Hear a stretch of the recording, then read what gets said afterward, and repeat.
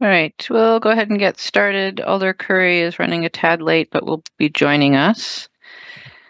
So I will call to order the Finance Committee meeting of Monday, January 6, 2025. Happy New Year, everyone. And ask Dave to please call the roll. Council President Figueroa Cole. Here. Alder Verdier. Here. Alder Madison. Here. Alder Evers. Here. Alder Rummel. Present. There you have quorum. Thank you. I would, just before we get started, ask that folks that are here for public comment, if you can do us the favor of making sure that your name in Zoom is the same as the name that you registered to speak under. It will help staff identify you when it's time to call on you and unmute you. Thank you in advance for doing so.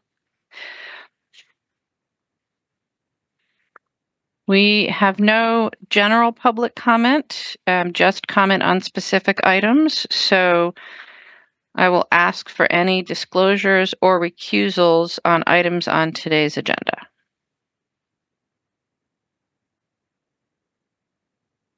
Seeing none. Then we'll move on to the consent agenda.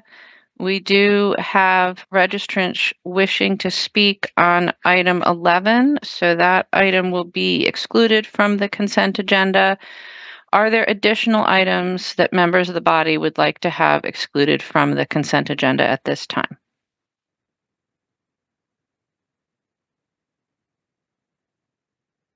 Going once. Going twice. Seeing none. Then on items 2 through 10, President Figueroa Cole, a motion, please. Move to adopt the consent agenda. Second. Moved and seconded to adopt the consent agenda. Are there questions? Discussion? Is there any objection to recording a unanimous vote in favor of the recommendations on those items? Seeing no objection, we'll record a unanimous vote in favor of those recommendations on items 2 through 10 and proceed to item 11, which is Legislar 86169. Not going to read the whole thing. Authorizing the forgiveness of debt held by Madison Ice Inc. For 2 locations and authorizing a sale and authorizing fundraising requirement, etc. We have a number of folks registered to speak on item 11, so we'll start there. And again, if folks who are here registered to speak, if you're able to change your name in Zoom to match how you registered on our site, it will help us find you when it's your turn. Our first registrant wishing to speak on item 11 is Helen Leong of District 3, to be followed by Amy Brinza, to be followed by Eric Jimison. Do we have Helen? Yes, hello. This is Helen Leong. Can you hear me? Yes, please go ahead. Thank you. I appreciate the opportunity to address the committee today. I moved to Madison in 2017. I did not grow up with hockey as a part of my life. And the same year we moved here, we joined a Try Hockey for Free Day at Hartmeyer Ice Arena. If you haven't heard of these and you're hesitant about hockey, beware, because my son got on the ice and would not get off the ice. After that, we started the Learn Hockey program through the Patriots Youth Hockey Club that is based at Hartmeyer Ice Arena, and that was 8 seasons ago. Today, my son is a freshman at La Follette High School, and he plays with the South Central Navigators team. My daughter is now on the recreational ice hockey team with the Patriots, and we are based out of Hartmeyer. I'm the team manager for this recreational team, and I think it's really, really important that Hartmeyer serves as the home for this team. It is the only recreational hockey team in the area. No other hockey clubs in the area of Madison or Dane County are offering a recreational ice hockey team any longer. Verona has dropped theirs, and as of this year, the Polar Caps, which is based out of the west side, has also dropped their recreational hockey team. So we serve 25 families through this recreational hockey team. I have skaters that have come to us who have never had the opportunity to play before, whose families are not familiar with hockey. So it is a diverse and wonderful group of skaters and families that come together for this recreational hockey team. And we are having a wonderful season. It is a lot of fun. And we simply, without Hartmeyer Ice Arena, don't have availability to ice to be able to offer these opportunities. So I'm really here today to just speak about the importance of the availability of Hartmeyer, this ice that's available to our community here on the east side of Madison and the north side of Madison, and how important that access is to be able to provide this opportunity for recreational ice hockey. It is a very difficult sport to come into, and the Patriots does a lot to support access to this sport. They rent the equipment. The Learn to Play Ice Hockey program is $35. It is an important access point for the sport of ice hockey. I am not originally from Wisconsin, but I have learned through traveling all over this state and visiting ice sheets all over this state the value of hockey to the culture of Wisconsin. And I think it's important that we maintain that here in Madison and at Hartmeyer Ice Arena. So thank you very much. Thank you. Our next registrant is Amy Brinza of District 16, to be followed by Eric Jimison, to be followed by Melinda Desert. We have Amy? Hi, can you hear me? Yes. Okay, perfect. My name is Amy Brinza, and I'm speaking today in support of this item and specifically keeping Hartmeyer an ice rink. My son, Ben, is a U6 Patriot hockey player, meaning he's 6 years old. This is his third season with the Patriots, and I'm not sure that he would be the same kid without hockey in his life. Hockey provides much more than exercise for these kids. He has learned to work hard, have respect for his teammates and coaches, and how to be a team player and friend. These are skills that he has learned at a young age that will translate to success in his future. It also has brought our family together, closer to our community, and allowed us to meet new friends that will likely be our friends for many more years. Some would say hockey is an elitist, rich sport, in quotes. However, I would disagree. If you dig deeper into the organizations that use these facilities, such as the sled hockey team, the Madison Gay Hockey Association, the Patriots, you will find that they all have a large DEI aspect to their program. Specifically, the Patriots fundraising and they fundraise and seek grants to make hockey as affordable as possible and welcome everyone, no matter their income, skill, background. As the previous speaker said, Learn to Skate is pretty much cheap. They give you all the equipment, and they will continue to give the equipment if you can't afford them. These programs provide a community benefit for all, and it would be a tremendous loss if we didn't have this opportunity for these kids who are our future. It has been long said that the city does not sell parkland for non-park activities. This is a former park facility. Not moving forward with this resolution essentially starts the process of selling park land. By taking the rinks back and then selling them for other uses, as has been alluded to in multiple blogs and comments, as an alternative to this resolution. That's all I've got. Thank you. Our next registrant is Eric Jimison, to be followed by Melinda Desert, to be followed by Morgan Burrish Desert. Do we have Eric?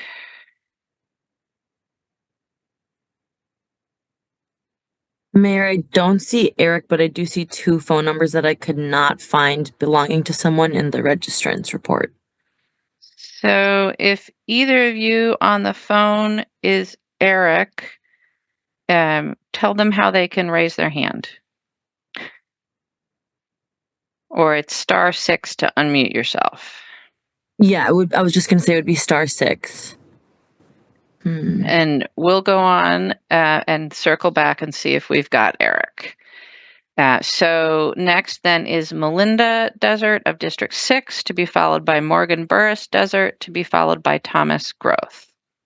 We have Melinda?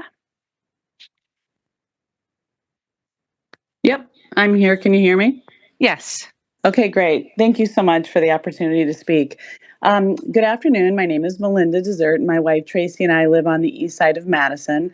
Our skater is Morgan Burris Desert. Tracy and I wanted our girls to find whatever they're passionate about in life and pursue that. For our oldest, it was art, and for Morgan, it was hockey. And Morgan's going to be on after me to discuss all of what that entails for her. So I'm not going to speak on her behalf. But what I want you to know is with most extracurricular activities, not only do you get the benefit of the activity itself, but even more importantly, the people that go along with it. Finding your tribe is so important in life. Human connection is one of the most important things a person can have that positively impacts the longevity and overall well-being.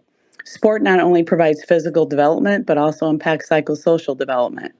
I know this well as I played sports all the way through college, and I went on to coach at a university for 6.5 years. And there's not a day that goes by that I'm not grateful for the $5 in my piggy bank that bought my first t-shirt for my first softball team. I'm a better person for it because of the teams, the coaches, the fans, and the opportunities. You never know what you're taking away from someone when you close the doors to where they gather with, where they gather with others for a common purpose or goal, especially our youth. I take issue with statements that I've heard about how there hasn't been forgiveness before in the city, like for the roller rink. Why would we not want to have progress and do better than what we did before? Why do we not want it to be better than what we may have had? It is for our kids. Let us keep the doors open and the opportunities open. Tracy and I are in support of this resolution. Thank you so much. Thank you. Our next registrant is Morgan Burris Desert, also of District 6, and maybe on the same line. Oh, yes, go ahead, Morgan. Hello, my name is Morgan Burris Desert. I'm 13, almost 14, and I've been playing for the organization under the Patriots for I think 7 years now. When I was younger, I got in a sledding accident, and it was after having an MRI scan to see, what was wrong. It turns out that I had scoliosis. That means that resulting from that, when I try to stand up for too long or run, it can cause back pain and just tension and possibly worsen my scoliosis. My doctor, in return, recommended skating to me. When I started skating, I wasn't very good, that's for sure. But over time, I began making friends. I stopped wobbling and I started actually skating. And I got on team after team after team, and I met more and more people throughout the days. And now when I think about it, I've met some of the best people I ever will and been in some of the best communities in Hartmire. Hartmire, in turn, has become a second home to me. No other rink has the same drips in the ceiling or little puddles on the floor, but it has the most personality and heart of all of them. To me, Hartmire isn't just a place. It has its own heart. Well, hence the name. And also, I just wanted to say, as someone who has troubles with anxiety and stress, I never feel the same when I'm on the ice. When I'm on the ice, I can laugh and be with my friends and get better and not have to worry about any of the things that trouble me in daily life. And I've also made friends that I can communicate with off of the ice, which is one of the best gifts I can ever have. The community is wonderful, and I've just found things I never would have found if I hadn't started playing hockey. Thank you. Thank you. Our next registrant is Thomas Groth of Monona, to be followed by Skylar Rolfs, to be followed by Jessica Hermson. Thomas?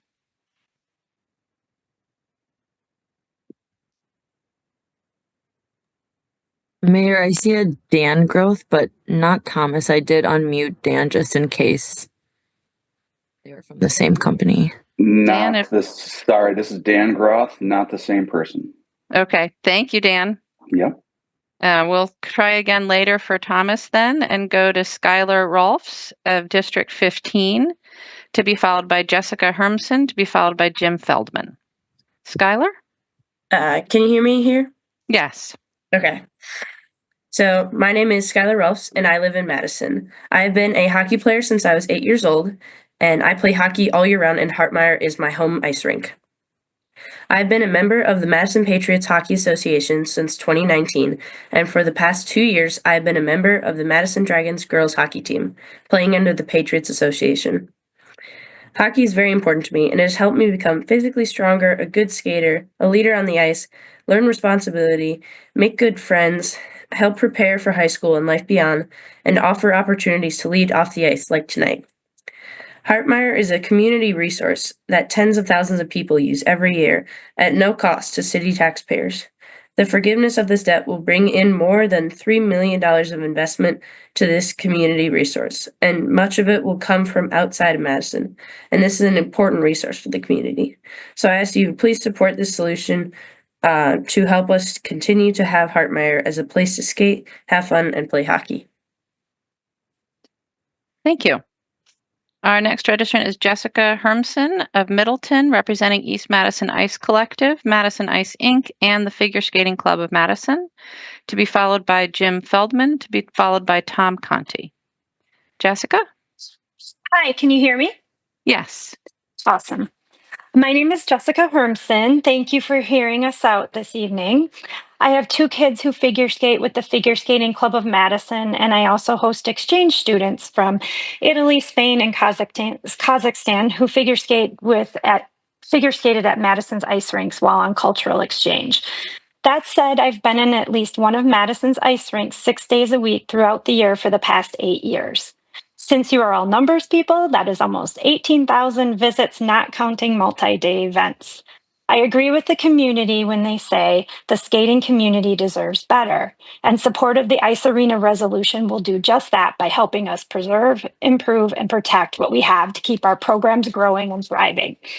I represent 3 organizations impacted by the Ice Arena resolution. I am an officer for the Figure Skating Club of Madison for the past 6 years. And in 2023, I joined East Madison Ice Collective. And this past August, I also joined Madison Ice Inc. and now serve as an officer. The Figure Skating Club of Madison serves all of Madison and its surrounding communities. We are not bound by address, and we are the only club in Madison. We have upwards of 300 active members, and we buy 2 hours of ice 6 days a week all year. Every season is our season. Our membership is diverse, and through careful management of our organization, we are able to ensure figure skating remains accessible, but not without Madison's ice rinks. One of our 2 nationally sanctioned figure skating competitions, the Madison Open, is the only international judging system figure skating competition in the state of Wisconsin outside of Milwaukee. This competition pulls in competitors from the entire state as well as surrounding states and officials from across the nation. And for the past couple of years, we've been able to fold in Special Olympics to our competition. None of what we do is possible without Madison's ice rinks. Our organization would not be where it is today if it were not for these ice rinks being community-led by a nonprofit organization focused on keeping them open for the community to ensure all skaters have ice. Every second of ice outside of school hours is used throughout the city of Madison and the surrounding communities. Madison ice rinks are the only facilities that offer diversity of ice, including figure skating, learn to skate, synchronized skating, sled hockey, adaptive skating, as well as public skating. No other ice facilities offer as much community-based programming as Madison Ice Arena and Hartmeyer Ice Arena. Verona, Sun Prairie, Wanakee, and McFarland offer very little learn to skate options, figure skating and community skating. Middleton Ice Rink offers none of these things. You've heard from many people, most of whom have never been inside Madison's ice rinks. These individuals do not know what it takes to manage an ice arena. Ice rinks, like swimming pools, require much care and attention. It is often said, you don't get rich running an ice rink.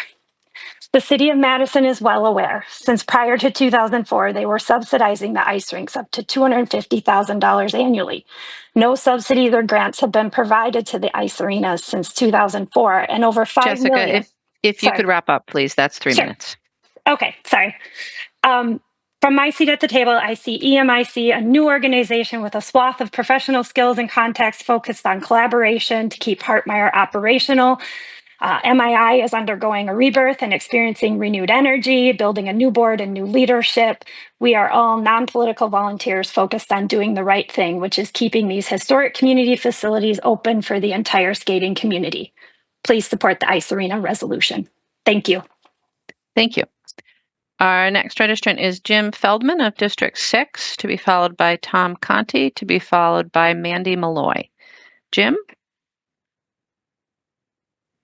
Hi, can you hear me? Yes.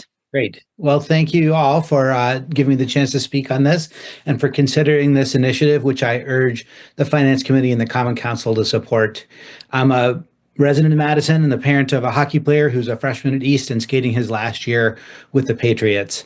And what I want to ask you to do is to think about this community rink as a public good and to recognize that sometimes securing public goods comes with a cost. So many of the speakers so far have talked about what they and their kids have gained from hockey and from sports in general. And that's the spirit in which this resolution is we're asking you to consider this resolution. The city currently isn't getting revenue from the rink, so there isn't exactly a loss. And to continue to provide the public good of a community rink at Hartmire, it's going to cost $3 million. There's a group of private citizens who are committed to raising the money that's needed to keep this public good in place. And the city isn't even being asked to forgive the debt to make its own financial contribution until the East Madison Group has demonstrated 15 years of fundraising and management and good faith and public commitment. Now, some people are calling this a, quote, giveaway, and the city should have the land evaluated for its value on the private real estate market rather than perpetrating this, quote, giveaway to a group of special interests. I just don't think that's a fair characterization of this effort or of the group of citizens that's working to maintain the public good of a community rink. And the alternative to community rink isn't private real estate development. That's a false comparison. The alternative is a city with fewer publicly accessible recreational facilities and skating opportunities. There's a very real risk here that the rink is going to become unusable. As the parent of a kid who's found his passion and focus on the ice like nowhere else, this seems like a nightmare scenario. I honestly can't imagine raising a teenage boy without this kind of outlet. Waiting for some kind of future mega recreational development doesn't seem realistic to me, and neither does foreclosing on the rink and turning it into some other kind of development. And so I urge the Finance Committee to support this initiative. Thank you. Thank you. Our next registrant is Tom Conti of Monona, to be followed by Mandy Malloy, to be followed by Ernie Pearson. Do we have Tom?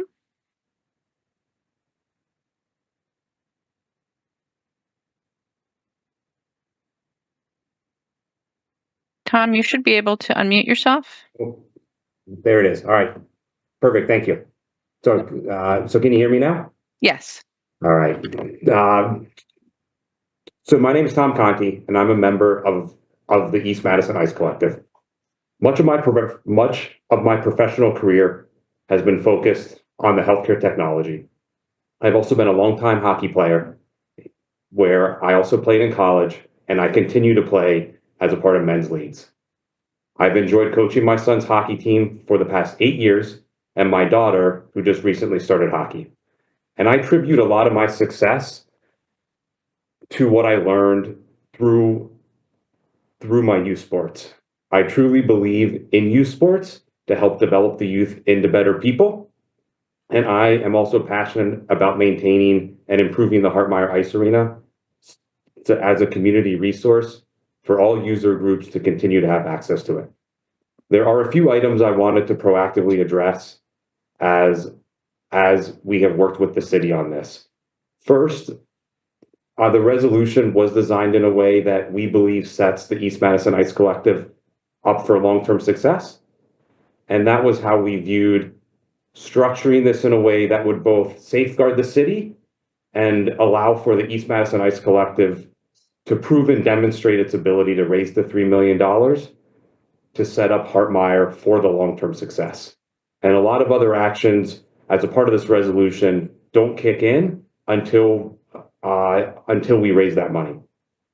It is difficult to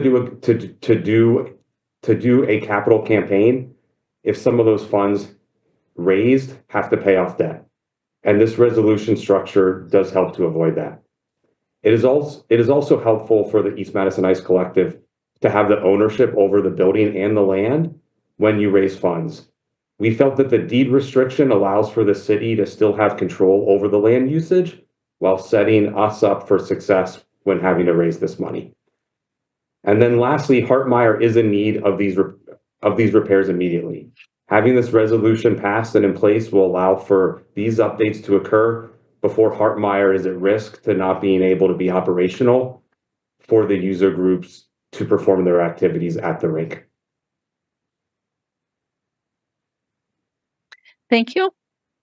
Our next registrant is Mandy Malloy of District 15, to be followed by Ernie Pearson, to be followed by Rachel Neal. Do we have Mandy? I'm here. Can you hear me okay? Yes, go ahead. Great.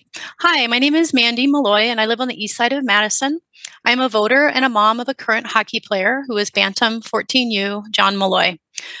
But I'm also a Northside educator, as I was a teacher librarian at Lindbergh from 2015 to 2021, and now I'm a school nurse at Lakeview and Henderson Elementary.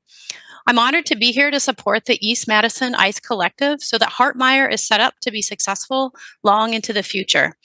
Hartmeyer is a Northside staple and has the potential to be so much more to our community. It is vital for the city to help fund Hartmeyer. Although I have a child who plays hockey at Hartmeyer and have had wonderful experiences there, it is particularly important to me as an educator.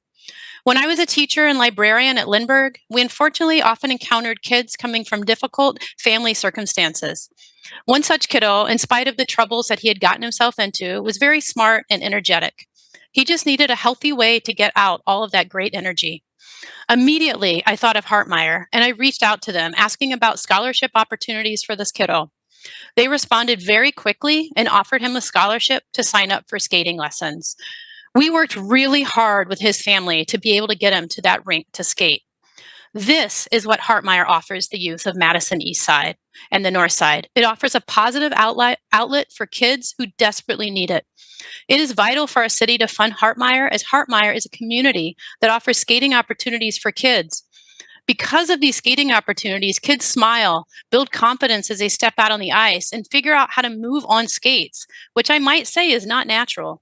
I saw this in pictures just a couple weeks ago as our fifth graders at Henderson took a field trip to another ice arena to learn how to skate. It was magic to see them skating. They were partnering with others. They were problem solving how to get up and stay up on skates. And they were gaining confidence to get up and try again. While some kids who play at Hartmeyer have the means to go to another rink, I am here today speaking for those who do not have other options. By supporting facilities like Hartmeyer, the city is providing equitable and valuable opportunities to the community. The city needs to support Hartmeyer. Please don't take us away from our kids, and especially those who need it most. Thank you. Thank you. Our next registrant is Ernie Pearson of District 10, to be followed by Rachel Neal. Do we have Ernie?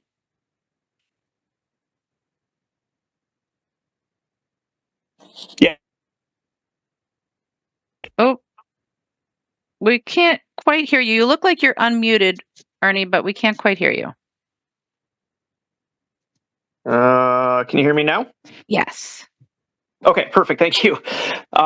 Yes, my name is Ernie Pearson, and I currently have a 9-year-old daughter skating for the West Madison Polar Caps at Madison Ice Arena. And I'm quite involved in the organization as well, through helping with our equipment rental program, helping with the Learn to Skate program. And I feel that the investment into the ice rinks, as well as youth sports in general in Madison, is an extremely important investment for both the community, the kids, and the city as a whole. It's an outlet for kids to get out there. Sports are a great opportunity for kids to not end up in places where they're getting in trouble or bored or, finding other outlets that maybe aren't the best for them. We obviously don't have this issue, but it's a great opportunity, I think, for other kids throughout the city to have that, outlet and place to play. And I really feel that Madison as a whole should make, a greater investment in both the ice rinks and other youth sports as a bigger picture, whether it's, both a financial investment for the city as well as an investment in the youth and communities throughout. So I'm in strong support, definitely, of this resolution, because our rinks are woefully behind a lot of other communities in both maintenance and design and just overall function. So I think this would definitely give us an opportunity to make some improvements and keep very competitive, with both our facilities, our programs, and give the kids the best outlook that we can for these sports.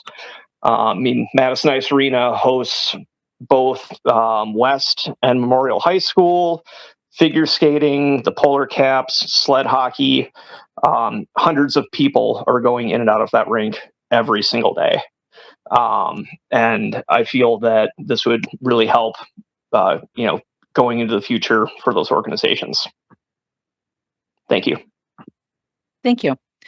Our last registrant wishing to speak is Rachel Neal of Black Earth, Wisconsin. And after Rachel, we'll circle back and see if we have either Eric Jimison or Thomas Groth on the line. Awesome. Can you hear me okay? Yes, go ahead. Excellent. Hi, I'm Rachel Neal, and I'm the CEO at Carex Consulting Group here in Madison. I grew up figure skating, and as a single teen mom, coaching gave me a source of income when I needed it the most. Now, as a married mom of 6, all my kids have been involved at the rinks in some capacity, from learn to skate, figure skating, and hockey. I really believe in giving back to my community, and I want Madison to continue to be a desirable place for people to live and visit, which is why I helped start the East Madison Ice Collective to rehabilitate Hartmeyer Ice Arena. Prior to Madison Ice owning the rinks, the city of Madison was subsidizing the Madison Ice rinks by $250,000 a year. For about 20 years, Madison Ice Inc., or MII, operated and kept open Madison Ice Arena, MIA, and Hartmeyer, HIA. When the pandemic hit, the rinks were significantly impacted, and they were forced to close their doors for a period of time, in which they stopped making payments on the rink. During this time, there was still open communication with the city. The ice rinks, which are old buildings, fell into states of disrepair during this period, and it became an obvious burden for MII to handle alone. About 2 years ago, we, East Madison Ice Collective, proactively approached the city and MII with a goal of figuring out the best path to get Hartmeyer set up for the future. As a result, we devised a plan for a private-public partnership that would allow each rink to operate independently and be geared for success. With the city's support, EMIC feels confident we will raise the $3 million and have raised close to $1.5 million to date to address the needed repairs for Hartmeyer Ice Arena and provide more than just a Band-Aid fix. We want to keep these institutions in our community to support the user groups for years to come. Thank you. Thank you. We have a late breaking registration, Peter Bassett of District 13. And then again, we'll check for the other 2. Do we have Peter? Yeah, hello. Yep, go ahead. Yep, I don't have any notes. I checked in late, sorry, but my name's Peter Bassett, and I do appreciate all these anecdotal stories and testimonials and thoughts about good reasons to keep these facilities open. I'm for keeping them open. That's the reason the communities all over the country have resources like this to build these stories, these life experiences, and so on. But in this case, I'm not hearing anything about exactly how you're going to make this better than it was before. I have seen literature talking about having spent $5 million on these facilities already, while simultaneously not paying any of the obligations of the financial agreement. How are you going to fix these? And then I'm hearing people talk about how broken down they still are. So that just means more money. The taxpayers are just eating this $1.6 million. And so I just would like to hear, well, I guess I'm not going to hear it from you now in this forum, but I'm just not hearing anything that's explaining how this is going to be better going forward. So that's my 2 cents. Is just, I'd like to, I don't see any accountability for the mismanagement that brought us to this point. And I'm not excited about donating that much money to entities that I think are the same. I'm not sure. So that's my thoughts. I'm for saving them if possible, but not at these astronomical expenses to the taxpayers. So I, at this point, have said no, and I'll leave it there. Thank you. Thanks for the time to speak. Thank you. It looks like we have Eric Jemison of District 17 with us now. Eric, you should have a prompt to unmute yourself. Might be hidden under a window. If you've got multiple things open. Oh, you almost had it.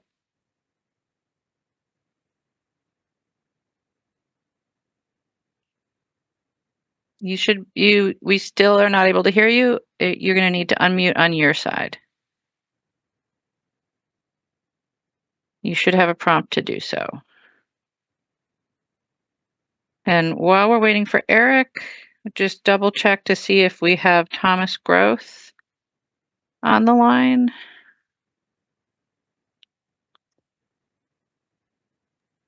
Mayor, I don't see Thomas Groth. Okay, so Eric, if you can try and find that prompt and unmute yourself, we'd be happy to hear from you.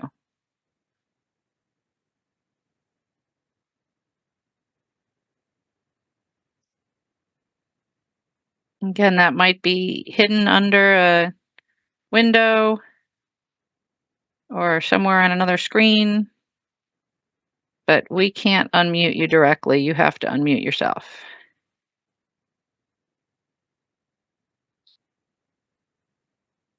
Well, with the indulgence of the body, perhaps we'll see if there are questions for any of our other registrants, and if Eric can get himself unmuted, we'll take his testimony then. Alder Evers, questions? Yeah, I wonder if Jessica Herman is still on the call, on the Zoom. Yes. Can we get Jessica back, Yes. please? I'm here. Yeah, Jessica, you come to this from a figure skating background. We heard from many folks who are involved in hockey, but you also listed several other organizations. I think many of us, or many folks in town, think that these ice rinks are exclusively about hockey. Could you go over the list of other programs and other kinds of activities and clubs, different sorts of skating and different source or different kinds of ice access that the ice arenas provide? Yeah, for sure. Well, there's the Figure Skating Club of Madison, We Buy Ice, but then there's also the Synchronized Skating Organization, and that's several teams. I don't have the total number of skaters, but they are often nationally ranked. They're synchronized skating teams. And then there is Adaptive Figure Skating. That is a free program. And at last I heard that was the only program in the state, and may even be in several surrounding states. There's sled hockey. And did I mention Learn to Skate? Learn to Skate is often our figure skating coaches are the coaches for Learn to Skate. And we run several Learn to Skate sessions throughout the year. And that's at Hartmeyer and Madison Ice Arena. And then there's also a lot of other things like broom ball and other adult leagues and public skate. We consistently have a public skate at both Madison ice arenas, where no other ice arenas in the surrounding area can have consistent public skating open for the community. Well, thank you. Just a follow-up question. You mentioned adaptive skating. I assume that has to do with folks who otherwise might have some kind of disability that limits their ability to do kind of standardly judged figure skating. Is that correct? Yes, that is correct. And it's a large program. It's physical and cognitive disability. It is free for all of those families. I know my kids are volunteer coaches for that on Saturday mornings. So it's a huge program, and the families really appreciate that program. Well, thank you very much. Thank you, Alder. Are there any other questions for our registrants? Seeing none, let me just try one more time for Eric. Mayor, I see someone with their hand up named Demmer's iPhone. So if you have raised your hand because you wish to speak, or you're not on our registration list unless you are Tom or Eric. So if you are either of those people, keep your hand up. Otherwise, you'd need to register in order to speak. Thank you. We want to try one more time for Eric if they're still with us. Looks like maybe they're not.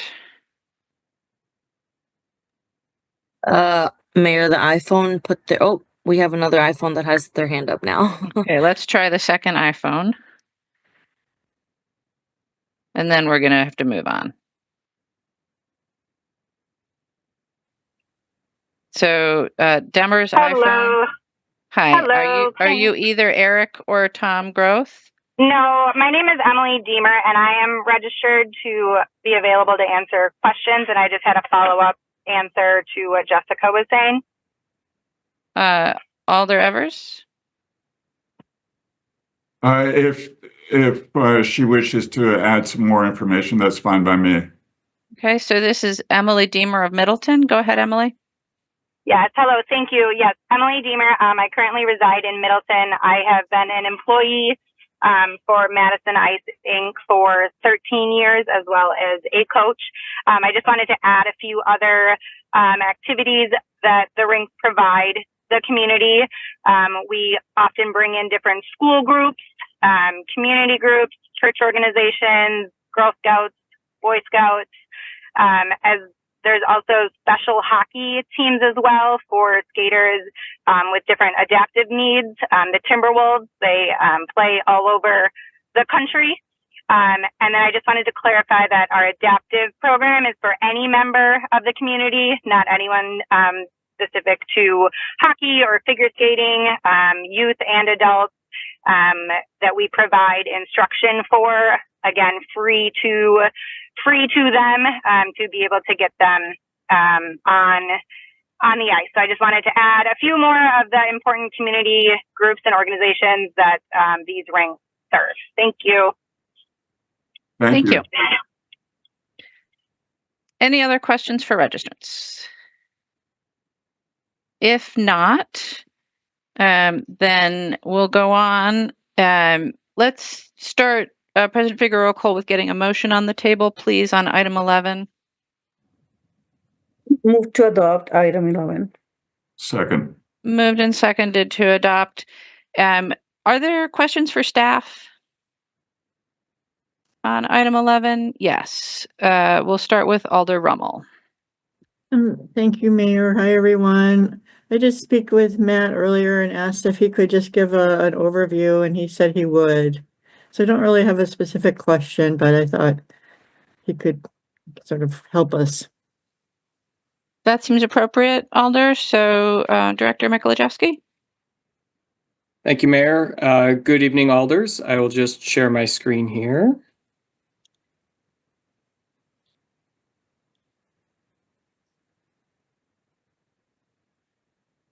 All right, is everyone seeing the presentation? All right, again, good evening, everyone. For those watching at home, I'm Matt Mikolajewski, the Economic Development Director with the city, and I have a brief overview of the background and also what's within Legistar 86169, which is the resolution before you, and I'd be happy to answer questions as well once I've presented. So by way of background, this resolution involves both ice arenas, Hartmeyer and Madison Ice Arena. And as discussed, these are heavily used facilities with about 16,000 annual visitors or annual users with between 400 and 450,000 individual visits per year. By way of background, the city did own and operate both of these facilities up until 2004. As discussed, while under city ownership, our operating subsidy was approaching $250,000. As such, in the early 2000s, the city began reviewing options for a future of the ice arenas to operate on their own to avoid, in part, the annual operating subsidy by the city. The decision was then made to sell both of the ice arenas to Madison Ice Inc. via a land contract for just over $1 million in 2004. And Madison Ice Inc. has owned both of those ice arenas since 2004. In that 20-year time, the city has not provided any ongoing operating subsidy to Madison Ice Inc. Madison Ice Inc. has paid over $400,000 towards that $1 million land contract. And Madison Ice Inc. has also invested over $5 million into making capital improvements and equipment purchases to both buildings just since 2010. The city refinanced our debt with Madison Ice Inc. in 2011, and again refinanced in 2017, where we also provided a $1.075 million capital improvement loan to assist with improvements to Hartmeyer Ice Arena. So since 2004, the only funding that the city has provided to Madison Ice Inc. is that $1.075 million loan. Again, Madison Ice Inc. has made payments on that original land contract and the capital improvement loan from 2004 to 2020. In 2021, given the pandemic, the Common Council approved a resolution that basically forbeared Madison Ice Inc. from paying anything in 2021, so they were not required to make any payments in 2021. In 2021, we also restructured the debt, requiring them to pay $120,000 per year from 2022 to 2028, at which point they would be required to make a $1 million balloon payment. They have, however, as noted, not made any payments to the city since 2020. The outstanding debt that's currently owed to the city is about $1.6 million. Of that, approximately $1 million is associated with that loan that we provided in 2017, with the remaining $600,000 the outstanding balance on the land contract. And that's important to note because we did not borrow funds for that land contract. That remaining land contract balance is funding due to the city, but not funding that we actually borrowed. Just taking a closer look at Madison Ice Inc., it costs about $1.4 million per year to operate both ice arenas. In recent years, some years Madison Ice Inc. makes a little money. Some years Madison Ice Inc. loses some money, as you can see. The total cash that Madison Ice Inc. had available at the end of their 2023 fiscal year was about $178,000. Hartmeyer Ice Arena, as has been discussed, is facing some significant capital improvements. It needs a brand new roof. It also needs a new chiller, HVAC, and compressor system, and also needs to upgrade some of its electric transformers. Madison Ice Arena, likewise, will continue to require capital investments, but at this time, those are not as significant as what Hartmeyer is facing. Madison Ice Inc. recognizes that they are in default of the loan agreement. And as noted, they approached the city a couple years ago to start the conversation around how we can work through not only the existing outstanding debt, but the reality that Hartmeyer Ice Arena was facing significant new capital investment expenses that were just around the horizon. Again, what are our options for moving forward? Madison Ice Inc., again, is currently in default of their loan agreement, including the original land contract. Because the city structured that original sale in 2004 as a land contract, we do have some rights to take back title to the property. So at a very general level, there's three paths that we can likely go down as a city. The first is, as a city, we can take back ownership of the properties, shut down the ice arenas, and use the properties for something else. Another approach is that we could take back ownership of the properties and we could make the investment and run the ice arenas as city facilities, not unlike what we were doing before 2004. Finally, we can identify a privately led fundraising and operating solution that does not require an additional expenditure of city funds. And that is what we were asked to do, was to work with Madison Ice Inc. and now EMIC to prepare a proposal to the Common Council that would maintain the ice arenas open, that would have the necessary funding to improve Hartmeyer be privately raised, and have now no additional city financial investment into the facilities. So Madison Ice Inc., as part of their work with the city, brought the East Madison Ice Collective to us. EMIC is a new nonprofit with an interest in owning and operating Hartmeyer Ice Arena, and they've committed to raising the $3 million needed for capital improvements to that facility. To raise the $3 million, EMIC believes that they need to show a path to long-term ownership of Hartmeyer Ice Arena, as well as forgiveness of the outstanding debt associated with the property, as was discussed by some of the speakers this evening.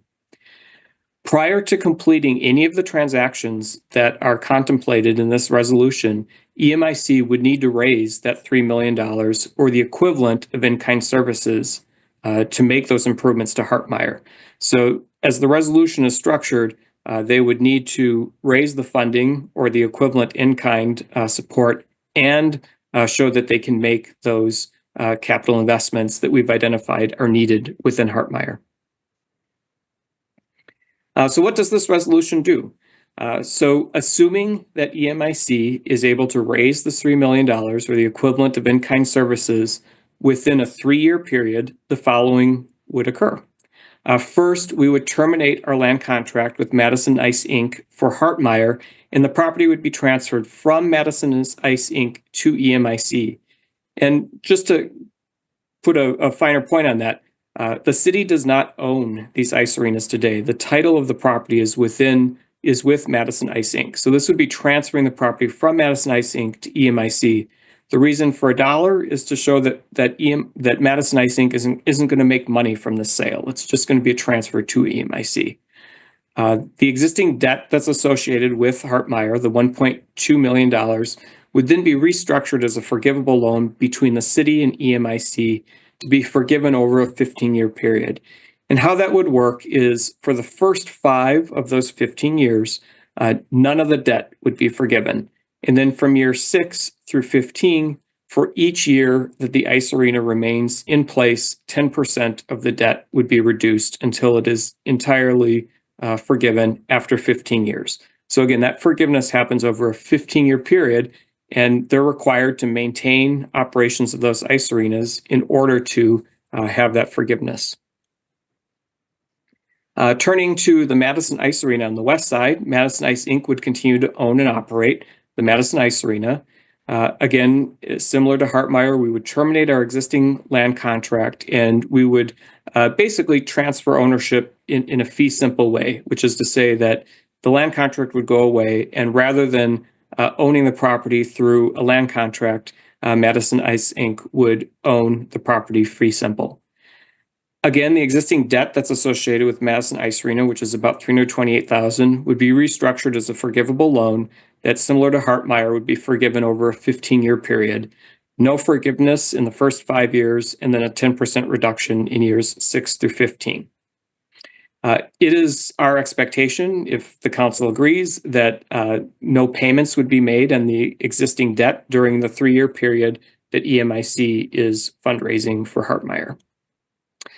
2 other provisions that we would include within our arrangement with both nonprofits is that each of the nonprofits would be required to maintain a cash reserve of about 25% of their annual operating expenses to cover any unanticipated capital and operating costs that could come up. We would also propose to apply a deed restriction to both properties, requiring that only sports and recreation uses be allowed on those properties. So again, they would not be able to redevelop the properties into housing or another use, because the only uses that would be allowed are sports and recreation facilities.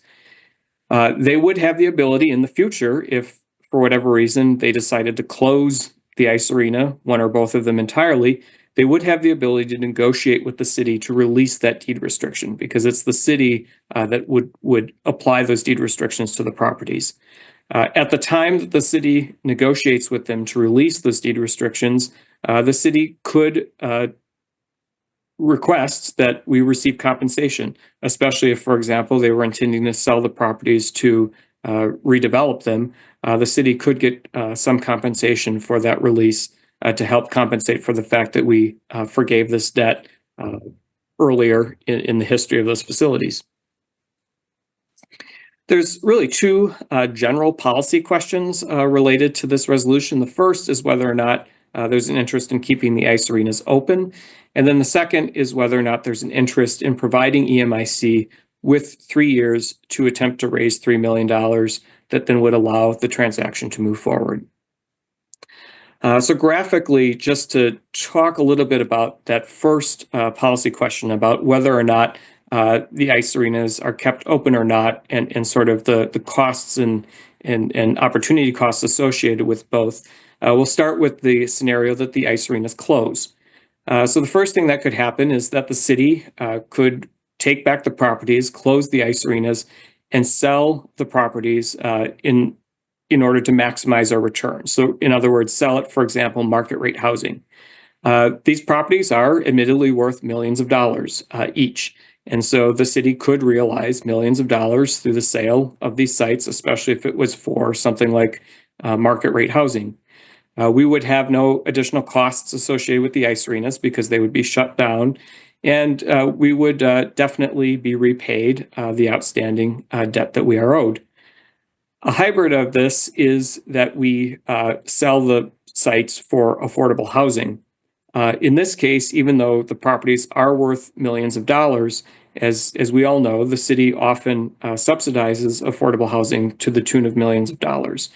So it is possible that if we were to go the route of affordable housing, that the amount of net proceeds that the city would receive would be less than the millions of dollars that the properties are worth. Again, there would be no further costs associated with the ice arenas, and we probably would repay the $1.6 million of outstanding debt that we have. Again, the second path is that the ice arenas stay open. We know that Hartmeyer is going to require approximately $3 million of substantial capital improvements to keep operating. So under two scenarios, one scenario is city ownership. We take back and we own and operate the ice arenas. We would not gain from any short-term property sales because the ice arenas would still be open. Who knows, down the road, yes, we could sell the land and perhaps make some money. We, though, would have significant costs. We would have potentially $3 million to improve Hartmeyer, and we would have likely additional capital expenses related to Madison Ice Arena. We also might have some ongoing operating subsidies. One of the reasons that we sold the ice arenas in 2004 was because we were seeing that the city was subsidizing the operations on an annual basis. And the existing debt would not be repaid to the city under this scenario because the ice arenas would still be operating. Another option is to continue private ownership. As these facilities have been privately owned for the past 20 years, the resolution that's before you this evening calls for continued private ownership. Under this approach, again, we don't make any money on either short-term sale of the property. Maybe many decades into the future, there's some revenue generated by negotiating a release of a deed restriction. We, though, also at the same time, don't have any capital costs into the facilities because this resolution does not contemplate the city providing any additional capital funding. Likewise, this resolution doesn't contemplate the city providing any additional operating support. Our existing debt would not be repaid to the city, though, under this scenario. So looking at these options in a slightly different manner, sort of three general options. Again, the first is that the properties are returned to the city and the ice arenas are closed. This is really the most financially beneficial to the city because we repay our existing city debt, probably earn some additional money, and we don't have any additional city expense. The second is that the properties are returned to the city, but the ice arenas remain open. This is likely the least financially beneficial to the city because we do not have our existing debt repaid, and we have potentially millions of dollars of capital and possibly operating expenses in the years ahead. The third approach is the one that is contemplated in this resolution, where the properties remain private and the ice arenas remain open. This is sort of a mix of financial benefit and cost. On the one hand, that existing debt is not repaid, but on the other hand, the ice arenas stay open at no additional city expense. So looking at next steps, assuming the council were to approve this resolution, the city, Madison Ice Inc., and EMIC would negotiate a master agreement within 3 months or within 6 months that details these transactions. EMIC would then have 3 years to raise $3 million or for capital improvements to Hartmeyer or equivalent in-kind services. If successful, in accordance with the master agreement, we would then close on these property transactions and loan closings. And if unsuccessful in that fundraising campaign, then we would need to go back as a city and revisit next steps. This resolution is before you this evening. It was before the Economic Development Committee in December. The EDC, as noted in the materials, in your packet materials, did approve the resolution, but with 4 recommendations. The EDC recommendations were that ownership of the properties return to the city and that we enter into long-term leases with the nonprofit operators. If, however, the city did contemplate keeping them in private ownership, that the city would add to the deed restriction a requirement that the operators continue to be nonprofit organizations rather than private for-profit organizations. Number 3, that within the 3-year fundraising period that EMIC is fundraising, that the city be furnished a financial audit, a market analysis, and an equity analysis. And then finally, that as part of the deed restriction, there's a requirement that in the future, should the deed restriction be renegotiated or waived, that require a supermajority vote of the Common Council. So again, those are the 4 recommendations that the EDC had that you can find within your materials. And with that, I'm happy to open it up to any questions that anyone may have. Thank you, Matt. Are there questions? Alder Rummel. Thank you, Mayor. Thank you, Matt, for reviewing that PowerPoint. I have, I guess, 2 questions. One is like in 2004, we set out to have a land contract. And I understand from the point of view of the MIC why they prefer to own the land. But can you share from your point of view, what the benefit of having a land contract versus a different model, such as they would own everything, is? Yeah, so really the purpose of the land contract is the way that the real estate transaction was financed more than having a pro or con over ownership. Normally when a person or an organization purchases property, if they don't have the cash up front, they'll get a mortgage from a private lender, a bank or a credit union. Through a land contract, it's really the seller, in this case the city, sort of acting as the bank or the credit union by providing the loan to allow the payment to be made over time. Now, from a strict legal standpoint, there are pros and cons to land contracts and fee simple ownership. And I'll be honest, I probably don't know what they all are because I'm not a real estate attorney. But primarily, I think the reason that the land contract was done in 2004 was that they didn't have the $1.094 million to pay in cash. And so this was a way to finance the sale over time, with the cities acting as sort of the bank or the credit union. And the second question I have is, we've heard we've had some public comments about, this giveaway of 1.6 million. And I'm just wondering, what other examples are there where the city has foregone the cost of land in development projects where we own the land? Or have we done that? What are some examples? Yes, we have done that. We've done it working with some businesses in the community that have located within some of our business parks, where we negotiated a lower land price in exchange for the creation and retention of jobs. So in those cases, we received some payments, but not the full value of the land at the time that we sold it to those entities. And we, as the city, have given land to nonprofits for projects, most recently to the Urban League for the Black Business Hub and to Centro Hispano for their new building as well. I guess I have one final thing. So, and I kind of asked you this earlier today when we talked. What is there precedent for this example of a default where we didn't get funds during a period of time? And what standards should we apply to this situation? I can't think of something that's exactly like this, but we also, to the best of my knowledge, haven't done a lot of land contracts. This is sort of a very unique project, really from the beginning.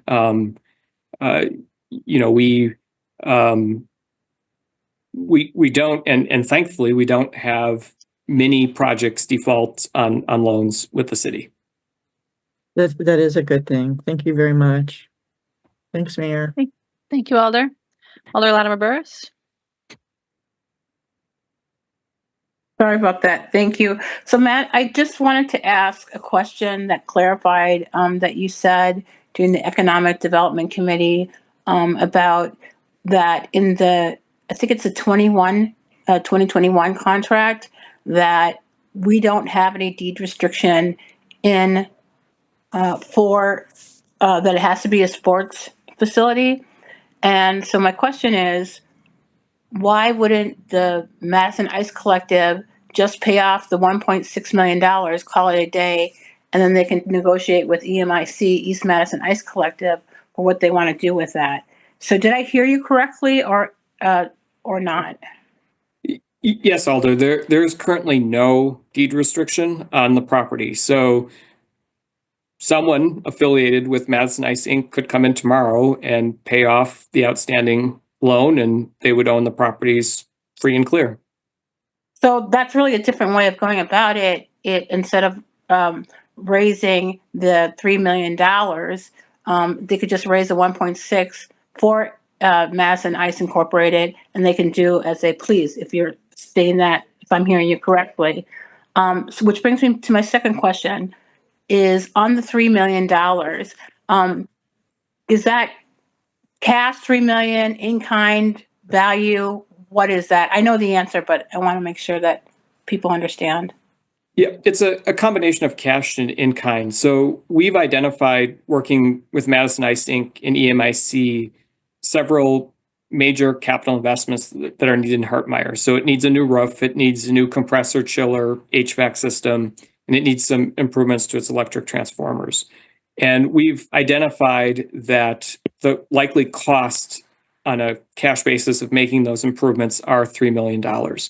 That being said, though, in conversations that Madison Ice Inc. and EMIC have had with firms out there that do some of this work, it is possible that some of the labor, maybe even some of the equipment, but most likely some of the labor will be donated.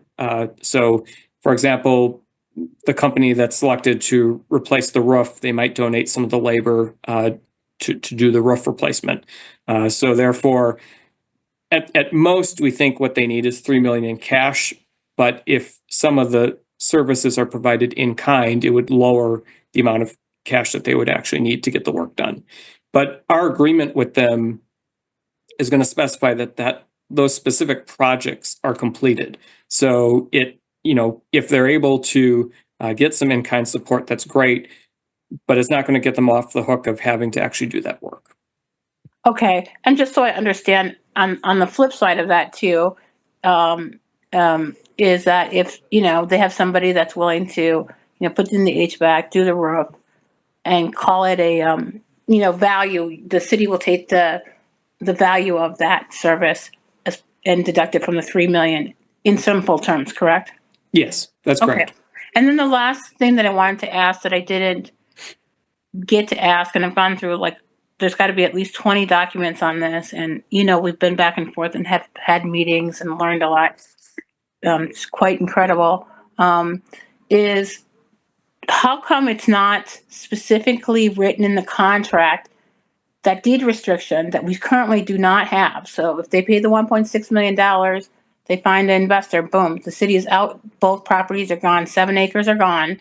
But how come on the current contract, we don't tightly restrict that deed in the written contract of what happens if let's say hockey, which it's not going to, but let's say hockey's not as in favor as much, it will always be in favor, but let's just play the devil's advocate. Why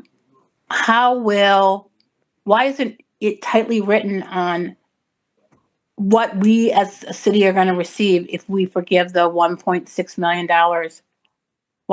Why don't we tightly write that in the contract?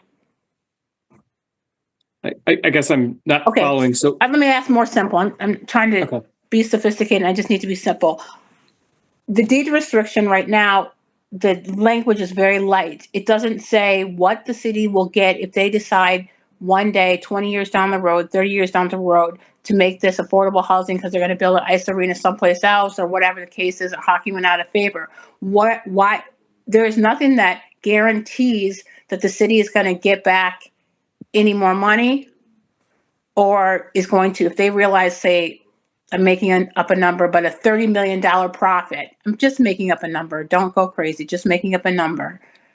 There's nothing that says you got to give the city 10% of that or 20%. How come we don't do that? Are you referring to the original 2004 contract, or are you referring to the resolution that is being contemplated today? The resolution that's being contemplated today. Sure. I don't have the exact language, but it's about 3 lines that kind of reference it. And I'm curious to see what happens when you're no longer in the office. You've retired, I've retired, and then they decide to sell it, and somebody offers them $30 million for the 7 acres. I'm making up that number. It's exaggerated. I understand. Yeah. So the proposal is to have a deed restriction that restricts the uses of both properties to only sports and recreation. And so in the future, if down the road, 25 years from now, if one of the nonprofits wanted to shut down one of the facilities and sell the property for, let's say, housing, let's say market rate housing, that would not be allowed per the deed restriction that we have recorded on the property.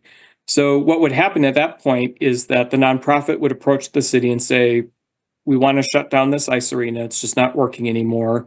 We want to sell the property, but you, the city, have a deed restriction on it that doesn't allow us to use it for anything but sports and rec. And then we would negotiate at that time a release of the deed restriction, and we would at that time likely negotiate some compensation for that, given that we are kind of forgiving this debt now, or potentially forgiving this debt now. So they would not be able to just go out and sell it to, let's say, a housing developer with that deed restriction in place. Right. And I get that. And I'm looking at it now, and maybe I'll take this offline with you rather than spend it here on finance time. But I'm reading at number 9. It might have changed. The deed restriction will be placed on both properties in perpetuity, limiting their use to sports and recreational facilities. A definition, which is to be further negotiated. So, and I think I'm about to get in the weeds, so I'm going to stop myself. But, I could come and say, I want to do a sports and recreation facility, and I want to do housing on top. I'm just wondering how are we going to do this differently in 2024 to make sure that the city, we don't have to become whole, but we are in a business, and we just went to thankfully the taxpayers did the referendum, and I'm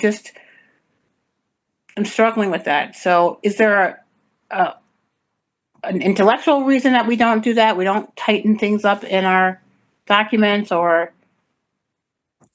I'm just not sure how tighter we can be with limiting the land uses. Okay. That's it for questions. Thank you, Matt. Appreciate it. Thank you, Alder. And just to be clear, Matt, we currently have no restrictions on the future use of the property. So if this resolution were to pass, it would represent a significant increase in the restrictions. Yes. And do you know why we didn't have a restriction in 2021? Alder Latimer-Burris, did you have another question? I am super sorry, Mayor. Yes, I do.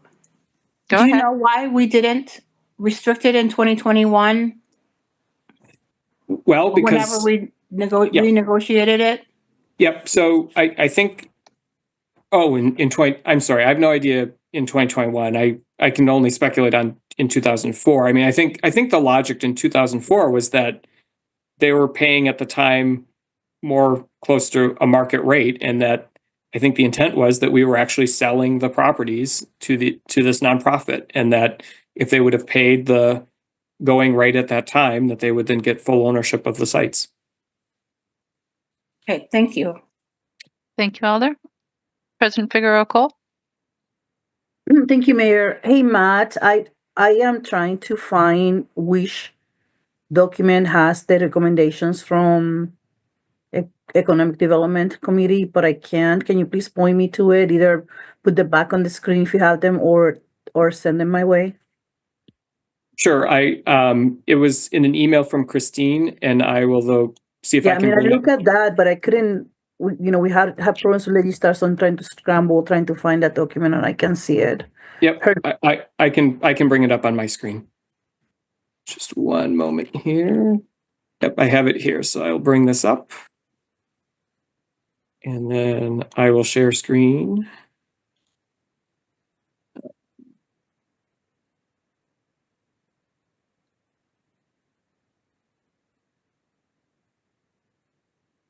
Is everyone seeing what looks like an email?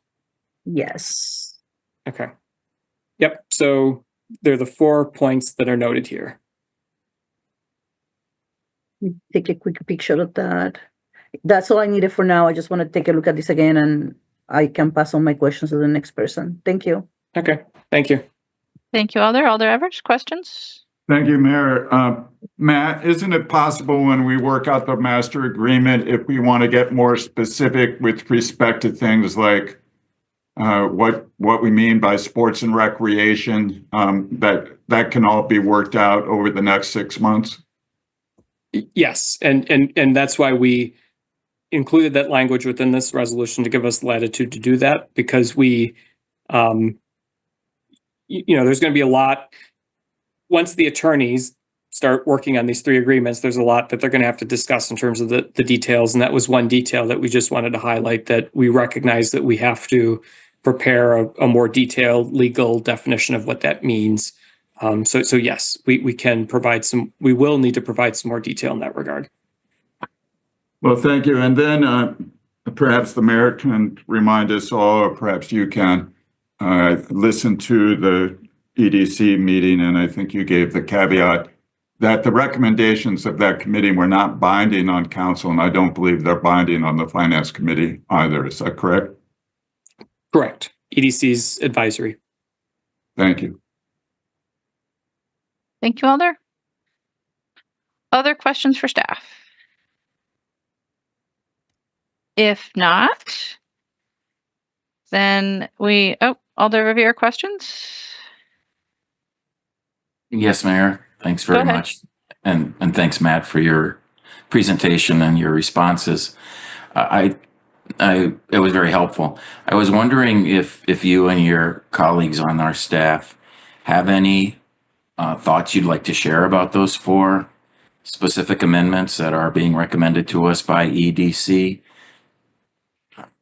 Obviously, some are fairly contrary to the letter and spirit of the resolution, others not so much. So I was wondering if you wanted to share any advice on those with us, please. Sure, happy to. Thank you. So kind of going down the list, the first one, the first recommendation was to return ownership of the properties to the city and then have long-term leases with the nonprofit operators. From my perspective, I don't believe that's a good path to go down. I think that actually what we should do over time is create some greater separation between the city and the organizations running those ice arenas.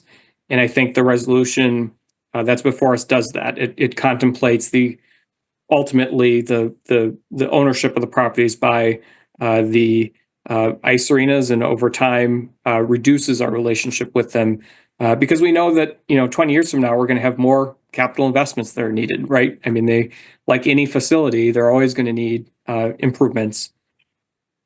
The second is regarding that the deed restriction keep ownership, or indicate that ownership must be kept as a nonprofit. I think that is, from my perspective, that would be okay. We'd want to have conversations with the Madison Ice Inc. and EMIC further about what exactly that means. I've been advised by the city attorney's office that we're going to really need to define what that is. But I think that one is fine to continue to look at.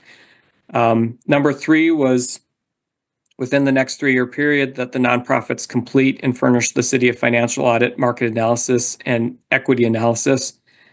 I mean, I think my question here would be, what is really the purpose of those analyses? Like, what would we be hoping to get as a city out of them? An equity analysis is something that usually the city completes, not a private party. The market analysis, again, what is the sort of intent behind that? What do we hope to achieve from getting that we don't already know? And then the financial audit, there's the tax returns are prepared by a CPA for the organization. They're available online. There's been some, issues raised about some discrepancies with documents, but I don't believe there's anything to suggest that there's anything wrong that is happening with the tax returns. So again, I'm not sure what the benefit of that would be. And then finally, the new deed restrictions requiring that any amendment to the deed restriction require that a supermajority vote of the Common Council. That is, probably something that is fine. Again, been advised by the city attorney's office that we would really need to define what supermajority is, because we don't know how many people will be on the council at any particular time in the future. So we might want to say something like 2/3 majority or something like that to be a little more flexible and specific. Thank you very much, Matt. I had the same initial thoughts that we need further definition on a couple of these that I thought would likely be agreeable and appropriate to include. The last one, for example, pretty obvious, is a 2/3, 3/4 vote of the council. So thanks very much. I'll yield to President Figueroa Cole, Mayor, as I see she's seeking recognition. Thanks. Thank you, Elder. President Figueroa Cole, questions? No, thank you, Mike, for asking that question. I was just kind of going to the same. I was trying to understand what was behind those recommendations. Mayor, is it a good time to put a change to the motion at this moment? It is, unless Alder Verveer had additional questions. Thank you, Mayor. I do not at this time. Thank you. So then go ahead, President Figueroa Cole. Yeah, I'd like to amend my motion to adopt, to include. I had to read the language because I still can't find this email, but to include, if feasible, to add to the deed the restriction to be placed on the property that requires ownership to be maintained with non-profit entities. Thank you, Alder. So the motion from Alder Figueroa Cole is to adopt with the additional restriction or additional note that the deed restriction will include a restriction to ownership by nonprofit entities. Is there a second? Second. That's moved and seconded. So that's what's before us now. Are there additional questions? If not, President Figueroa Cole, did you want to speak to that motion, or should we just go to discussion? Okay, so then discussion. Alder Evers. Thanks, Mayor. And thanks to all the members of our community who showed up to speak on this topic. Thank you to both Alder Jaguar and Latimer Burris for the work that they've done in researching this. And thank you for staff for negotiating with Madison Ice Inc. and East Madison Ice Cooperative over the past 18 to 24 months to try to come up with a solution that would keep indoor year-round ice available in Madison. Because if that primary question that Matt Miklajewski posed to us is one that we need to answer. I wish to answer it affirmatively, and I would hope my colleagues would agree that we indeed do want to keep these ice arenas open. Which brings us to the second question. Which is the best path to go in our decision tree? Should these ice arenas return to become reclaimed or reassumed under city ownership, or should they continue to be under private ownership? And I believe that it makes all kinds of sense that they remain under private ownership.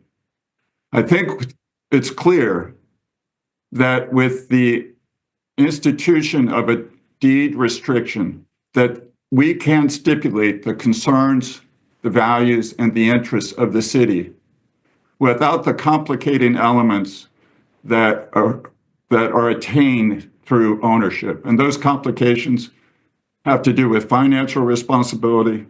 There's also a sort of a political burden that comes with ownership. And I would assume, we don't have the city attorney's office here on this call, but also legal liability that comes with ownership. I think that, as Matt indicated, we should be putting or maintaining some distance between the city, an appropriate distance between the city and these ice arenas, while still working cooperatively with the owners to ensure their long-term survival. I think that this solution that has been negotiated does just that. It's observant of concerns. It's not carte blanche. It actually does not, it's not a giveaway. It doesn't immediately forgive anything, but it creates several steps that need to be met in order for the next step to take place, including the eventual forgiveness of the 1.6 million. So I would encourage all members of this committee to endorse and vote in favor of the resolution as amended by President Figueroa Cole. Thank you. Thank you, Alder. Is there any further discussion? Alder Rummel and then Alder Latimer Burris. Thank you, Mayor. I sort of been out of the loop for a little while, so I dived in over the last day. I know compared to the other alders who've been paying more attention, I appreciate all the work you've done. I was sort of struggling with like, what's the highest and best use for this area, considering all the new development that's coming. And so today I just took a look at the Oscar Mayer Special Area Plan. And there are two different recommendations, basically similar, but I'll read you one of them. Under the culture and character recommendations, it says, explore growing a sports and wellness sub-district with new facilities building off the Hartmeyer ice area that caters to a diverse array of markets and destination activities. And the other one says something similar. Explore the opportunity to build on existing uses such as the Hartmeyer Ice Arena and expand uses to more diverse offerings related to sports, wellness, and entertainment in the activity node. So basically, taking away the planning's geekiness, I think this is an area, this is an acknowledged space in our adopted plans that has a value to the community. When I first started talking to Alder Latimer Burris, I said, what's the community benefit? And I think we all agree that, the use of, ice sports is a community benefit. Could there be more? Potentially, but are we the ones that would do it? Maybe not. I jokingly now tell everyone who wants something that it'll take 10 years for the city to do that, because it takes a long time to get these projects going and lifted up and finding the right partners, et cetera. So, at some point, I think with the deed restriction, that opportunity still is there.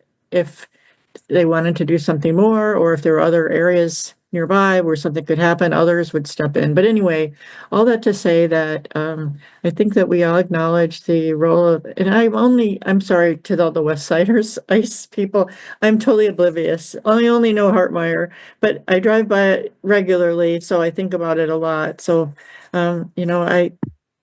I know there are some people that worry about like the quote giveaway, but I think we can make the case that that this is a reasonable solution and that there is a community benefit that will be generational. So thank you.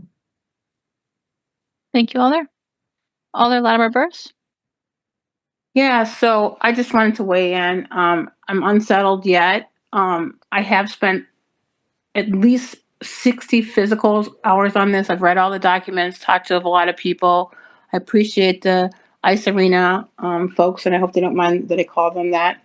We've met a lot over the past couple of weeks. I'm certainly glad that it didn't get pushed through on the original schedule because I think it's unfair all around. No one is disputing at all any value of the Ice Arena. I didn't hear anybody saying the clubs weren't important. I come out of swim and dive, and I know it's changed my kid's life, and it even made me a better mom, having to support the kids for 10 years. Not just my kids, but all of the kids of the dive team. When I showed up with hot food every day to make sure everybody had something to eat, and they felt like they were valued. They grew. What I'm concerned about is the way that we're kind of forced to do business like this. Even last at the EDC, finding out that we had no deed restriction in 2021. I couldn't believe it. It's like, well, why don't they just pay it off and then they don't have to deal with us at all? So I think if we really care about kids and we really, care about hockey and we really care about using our resources and we really care about being, good stewards of our community resources, including the money that we ask renters and homeowners to pay out of their mortgage so that the city can run or their rent.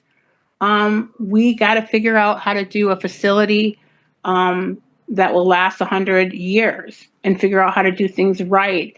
And like one of the people that came to speak today said, they deserve better. I agree.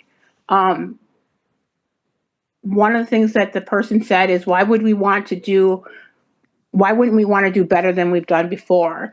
And that's what my concern is here, is this is the fourth time we're kind of going through this. And I'm not saying it's not going to work. I'm saying that if we know all this, we have to be conscious about things and put things into the deed restrictions so that we as a city can run our business, which is the business of taking care of the people and subsidizing things. I understand we subsidize the BRT, we subsidize the library, we subsidize the parks. No one's saying that. It's saying, can we do better than this? And I do think we can do better than this contract that we're about to embark on. But I think that I know that spending 60 hours on it, I disagree with my elders, and I appreciate that they haven't had time to go through it. And yet I know that we have to support the Ice Arena because we don't want it to be, I haven't heard anybody say, they don't think this is valuable or they don't like kids. I know people say that online and they try to say if you oppose anything that you don't like kids or you don't see the value. That's not true.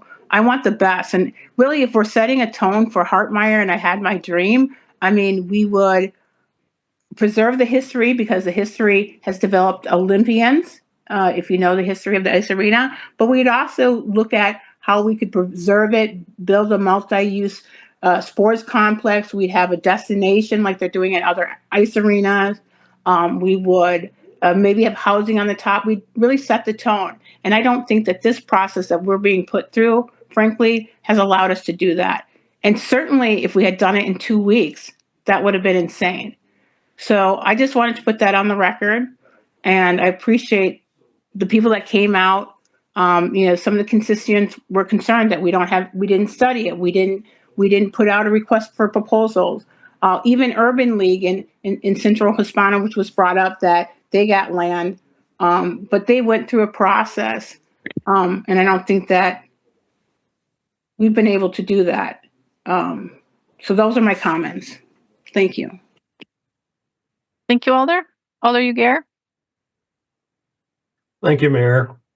I'll just add a few things here, but I want to start again thanking staff and Matt in particular for responding to all our questions, and including the many from Alder Latimer Burris and myself. I want to thank my colleague Alder Latimer Burris. I was initially skeptical about her suggestion that we delay a little bit, but I think we all benefited from the extra time to ask our questions and do our research. And I want to give her credit for that. As I have written, when I originally heard in, I think it was mid-October, about this problem and the potential solution, I have to say that I initially channeled my inner Ebenezer Scrooge and thought, oh, great, let's grab these properties and convert them into affordable housing. But wanting to learn more, I asked a lot of questions about the performance, the financial performance of the current nonprofit and the expected and business plan for the new nonprofit, figuring that I could take a very close look at their statements and their proposals and find the errors and say, hey, look, this is not going to work. It's they're just not businesses that are going to generate enough to provide for their operating costs or to build the reserves that we're requiring them to ultimately establish. But having dived into those details, I had to come to the conclusion that no, they know what they're doing. They're properly operating these. They have a good chance to be financially sound for the foreseeable future. And so I agreed that I'd be a sponsor before I knew if the mayor would approach it. And that has certainly given me the pleasure of sharing in some of the verbal abuse from some of the usual culprits. But it also gave me the opportunity to get a lot of information, a lot of input from those who use these facilities in so many different ways. And I have to say I was truly touched, especially by the stories of what these facilities have meant to kids with disabilities, even adults with disabilities, whether they're skaters or wheelchair skaters or whatever it may be. And it certainly sort of let me overcome that Scrooginess in my usual approach to trying to get more housing. So I just want to add my support to the other statements that we approve this motion. Thank you. Thank you, Alder. No other alders in the queue wishing to speak. The motion is to adopt with the additional deed restriction that it, if sold, it would only be able to go to a nonprofit. Seeing no further discussion, is there any objection to recording a unanimous vote in favor? Seeing no objection, we'll record a unanimous vote in favor of item 11 with that amendment. And that is the end of our agenda. I'd entertain a motion to adjourn. Move to adjourn. Second. Moved and seconded to adjourn. Is there any objection to recording unanimous vote in favor? Seeing no objection, we stand adjourned. Have a good evening, everyone. Happy Three Wise Men Day. Almost forgot. Thank you, President Figueroa Cole. Yep. Have a good evening, everyone. Bye-bye.